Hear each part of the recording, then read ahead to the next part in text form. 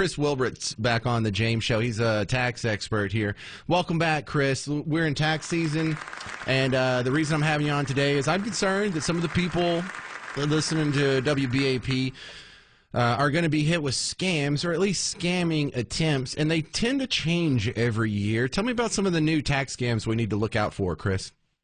Yeah, the tax scams are one of the favorite methods for identity theft, and the most recent one is based on an announcement in late December from the IRS that is going to send $2.4 million to a total of 1 million people to cover those who didn't get all their federal stimulus checks during the pandemic. Oh, I remember that story. Yeah. So some people that were eligible for it didn't fill out the right little line item on their taxes, and so we got to make sure they don't miss that. But that's not really what's happening in these texts to people's phones. No, they're not. And, the texts are very sophisticated because if you click on the link, it takes you to a site that mimics the official IRS website. And then clicking on it could lead to malware or fraudulent form asking for personal financial information. And that's definitely, something you should absolutely avoid. Yeah. Well, also, one of the great things to remember going forward, whether it's this scam or some future iteration of a scam, is the IRS does not text you, does it, Chris? They do not. They do not. They only use one mode of communication, and that is the mail.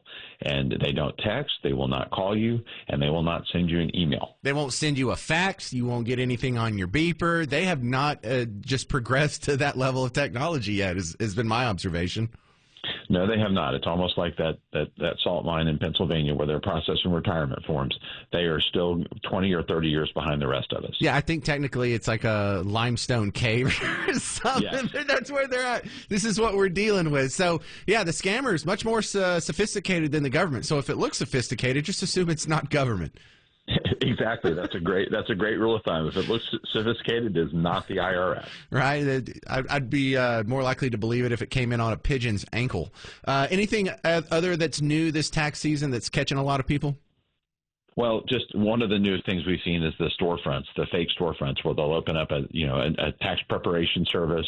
It'll be open for 2 or 3 months. People come in, think they're getting their tax returns done, and then they'll give them all their personal information, and then one day it'll be closed, and your identity and all your personal information along with it. Is that widespread? Because I've heard stories of that, but I don't think any of them. Do you know of any of them in Texas?